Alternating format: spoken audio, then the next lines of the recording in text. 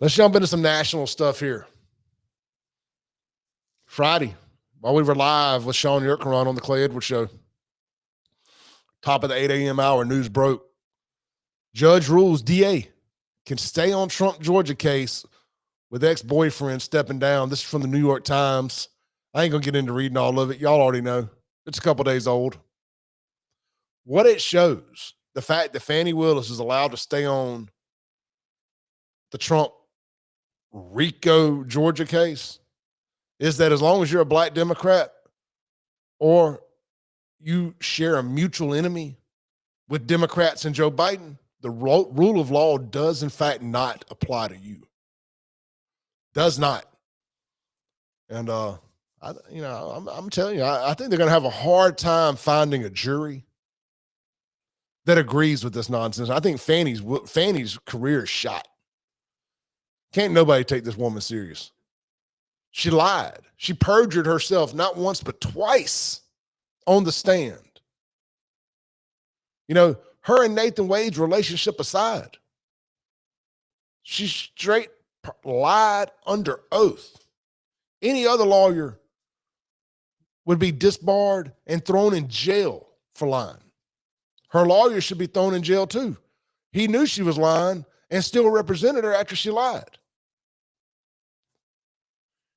She lied about two different things. They proved that her and Nathan Wade were having an affair.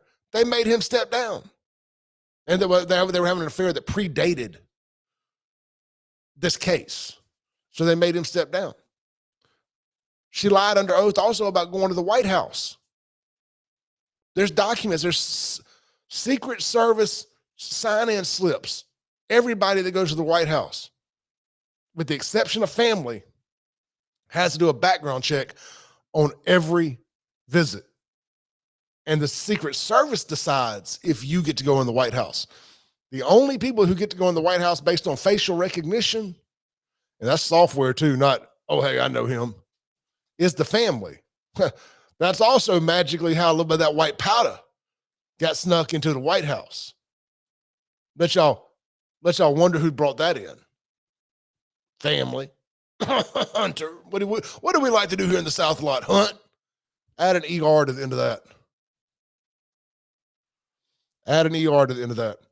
So I think Fani's going to have a hard time getting a jury, because something I've noticed about this is the more they treat Donald Trump like he's a black man in the 1960s, the more black men in the 2020s seem to like Donald Trump.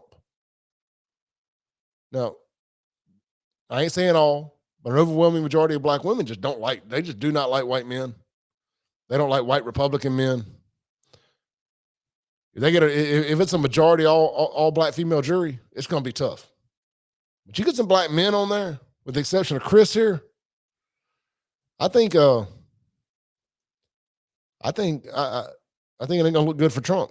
I'm sorry, let me rephrase that. If you get some black men on there, it looks good for Trump. If not, it's looking bad for Trump.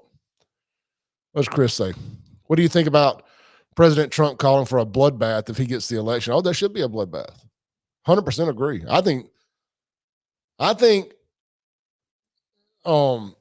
Atlanta should be taken over, just like Jackson.